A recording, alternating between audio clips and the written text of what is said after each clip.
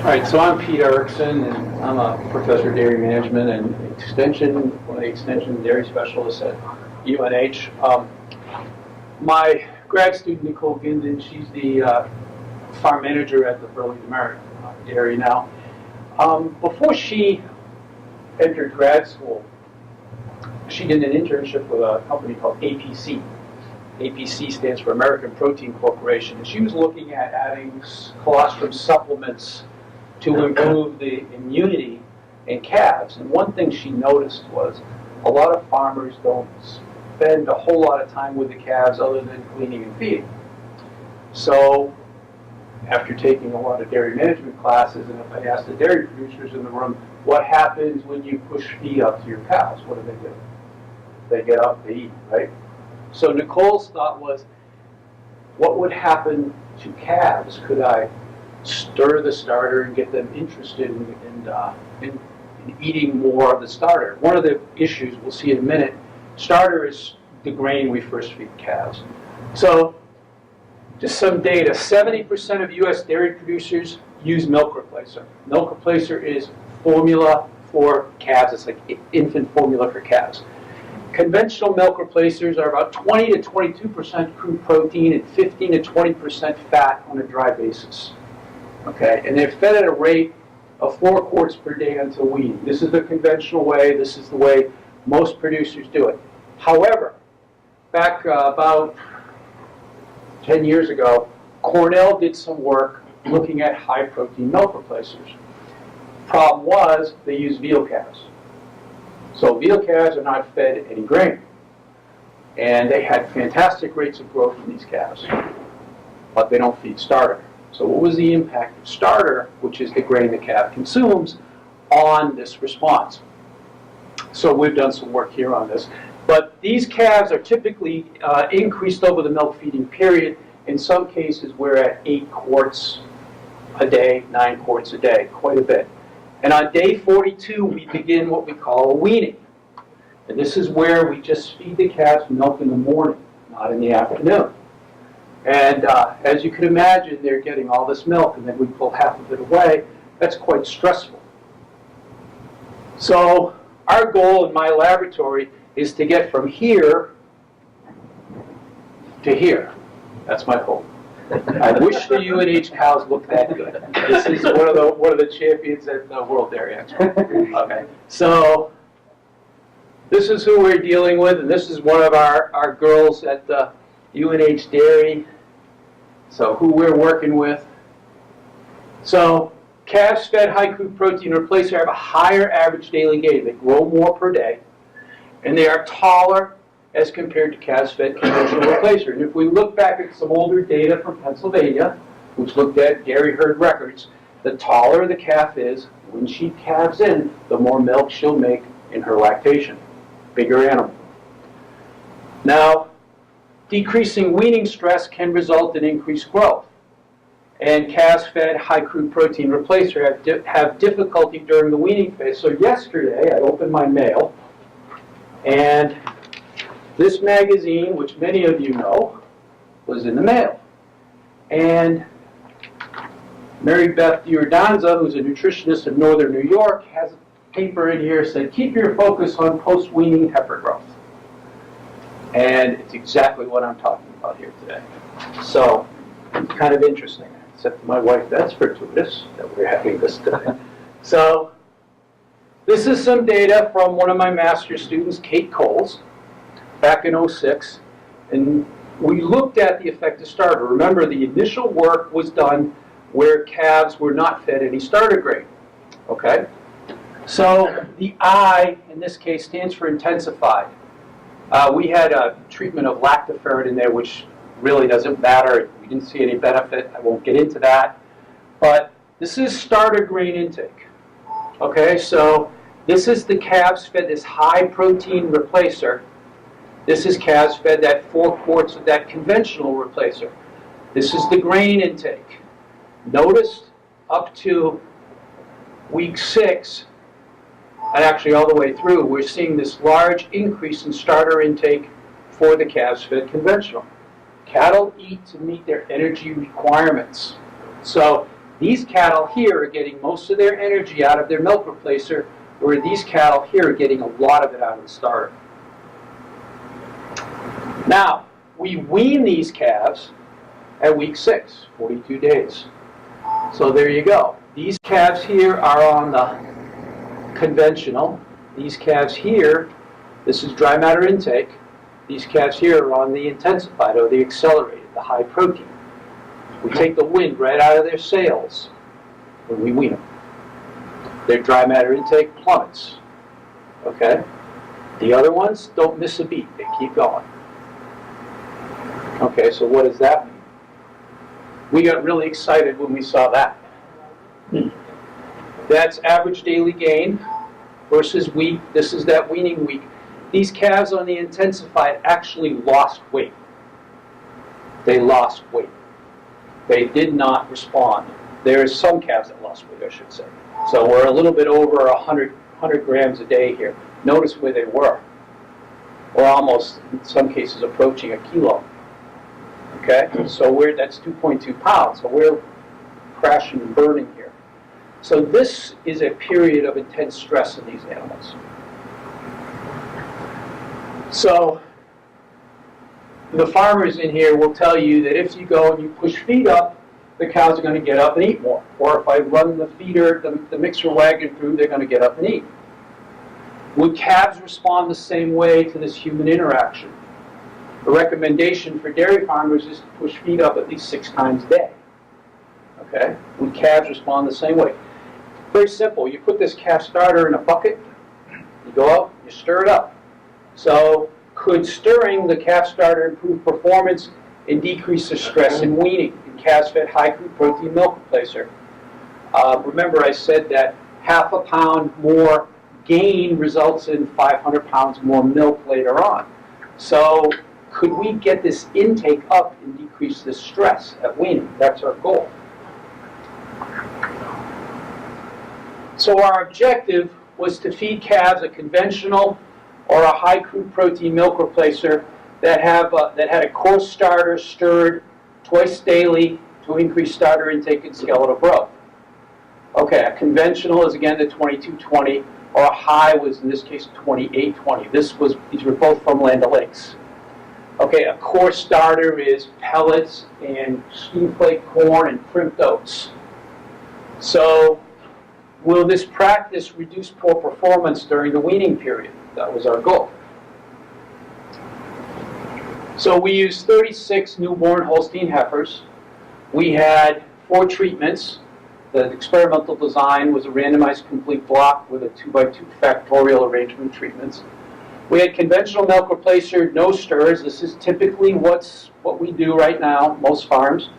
Conventional milk replacer with stirs twice daily. So Nicole would go down at 10:30 in the morning, visit half of her calves. We had a partition in the barn, so the other calves didn't see her. She'd go and visit them and stir up the starter, and then do it again at 2 o'clock in the afternoon. The interesting thing was, Nicole was the only person feeding these calves, and this experiment lasted a year. So she was there all the time. So 18 calves were fed a conventional milk replacer at 12% solids twice daily, and half of these calves had their starter stirred. Okay, the other half had a high crude protein milk replacer, 28%, 0.9 pounds of powder reconstituted to 17% dry matter twice daily from day 2 to 8, and then increased to 1 1/4, reconstituted to 17% dry matter from day 9 to day 41. So again, half of the calves had their starter manipulated twice daily, and ad libitum, coarse starter, and water were available to all calves. It's interesting, we're one of the only places that measures water intake. We were at Indianapolis this summer, and I had a lot of my colleagues who do calf nutrition where they're looking at my water intakes on the study. We are now measuring water intake in the existing current experiment. So weekly skeletal measurements were made based on the birthday of the calf. So when this was going, Nicole was weighing and measuring calves every day, because basically they were all born on different days. All feed and water intake was measured daily. And again, the nursery had a partition to allow researchers to only visit the calves that had their starter stirred. And she stirred it for 30 seconds. Only the grad student was allowed in the nursery. We spoke to probably the leading research institute in the world of cattle behavior, and that's the University of British Columbia. And the two top-notch researchers there thought this was a really neat experiment. So we were pretty jazzed that they thought it was pretty good. Day 42 to 49, calves only received milk replacer in the morning. They were not happy with us. They did not like us, okay? They yelled a lot. And on day 50, they liked us less because they were fully weaned on that day, and then we continued to do the measurements until day 63. So results pre-weaning. Okay, so just going down, this is conventional milk replacer with stirs, high protein milk replacer with stirs, the standard error, and the statistics. These values here, anything less than 0.1 means something. The lower the number, the better. Okay? So dry matter intake, as we would expect, because they're fed a lot of milk replacer, this is not uncommon, we would expect this. Calves fed the high protein milk replacer consume more dry matter, which was powder and starter, than the calves fed the conventional milk replacer. We would expect that. Conversely, calves fed the conventional milk replacer, this is pre-weaning now, they consumed more grain than the calves on the high protein milk replacer, just like we saw in that other experiment. There's your stats right there. Average daily gain, this is what everybody gets excited about right here. 1.6, 1.2 pounds a day versus about 0.6 to 0.7 pounds a day. Again, the high protein milk replacer really did the job. Feed efficiency, gain per unit feed, these calves are more efficient. Okay, water intake, now this was interesting. They're getting more liquid, but the farmers in the room, when I visit their farms, know I get all excited about this. We need to provide calves with water. These calves are getting a lot of water here, but they actually consume even more water. This is water separate from the water in the milk replacer than these calves. Anybody know why that is? It's the osmotic balance. These calves here are getting a lot of minerals. And an easy way to kill a calf on an accelerated milk replacer program is don't provide water. I had a dairy farmer call me when this first came out, her calves were dead. And I said, did you provide water? No, I don't. There's plenty of water in the milk replacer. You have to provide water. We're doing a study right now, and it's we're also a similar type of experiment. We're measuring urine. These calves produce twice as much urine as these calves. So we're collecting urine. That's kind of neat. So water intake. This was probably the most fascinating aspect of this study. Okay. This is wither height. Withers height. Withers is right at the top of the shoulders. And this is hard to measure. We actually saw them a little bit shorter on the high protein milk replacer, and nothing on the heart girth. So again, these measurements are difficult. We are now in the current study measuring hip width, which is a much more conclusive effect thing to measure. Calves with starter stir tended to consume less starter. That was one thing. There was a trend for a dry matter interaction. Calves that had their starter stirred consumed less dry matter if they were fed conventional milk replacer, but not if they were fed the high protein milk replacer. So we had some little discrepancies in there. The interesting thing is high protein milk replacer, they drank more water. And if they were stirred, they actually consumed more water than calves that were conventionally fed and stirred. So they consumed less. So the big thing on this is providing water. Okay, so let's get to so pre-weaning conclusions continued. High protein milk replacer, they gained more weight. And actually we saw a little bit less weight when the starter was stirred. And I think that had to do with the fact that they really liked when Nicole came into the barn. So they all ran up to the gate. They were her buds. You probably don't like that if you're a farm manager because they get too friendly. Calves fed high protein milk replacer were more efficient. Calves that received the high protein milk replacer, however, were a little bit shorter. I'm not putting a whole lot of weight on this stuff, and no effect on girth gain. So this is the issue. This is the part we're dealing with here. This is the problem right here. This is where we lose it. So if you look at dry matter intake, there's no difference. You look at starter intake, these calves that were previously fed the control milk replacer actually were still consuming more starter than these calves, and that was highly significant. Average daily gain, nothing, no effect. Feed efficiency, as you would expect, again, no effect. Water intake, no effect. Okay, withers height, nothing there. The interesting thing, though, is they consumed less starter. Now, compared to the other study that I showed you, our average daily gains here, we didn't really miss a beat there, which was good. And that's partly because we had less fat in this milk replacer than we had on that other one that I showed you. So starter intake remained elevated for calves fed the control milk replacer. No effective treatment on water intake, average daily gain, feed efficiency, height or girth. No effective stirring on any of these parameters. So then, complete wean, the calves, now this is just getting starter, they're not getting any milk replacer anymore. The calves that were fed 2 weeks ago, the high protein milk replacer, still consume less grain than the calves fed the conventional milk replacer, and that's P equals 0.02. There's still no effect on average daily gain, gain to feed, water intake, withers, height, or girth. We're still having this problem here with starter intake, though. That's all they received. So starter intake remained elevated for that chicken calves fed the control milk replacer, no effect on any other parameter measured. So stirring starter was not a benefit to these calves. So we're thinking we have some samples for fecal samples we took for cortisol.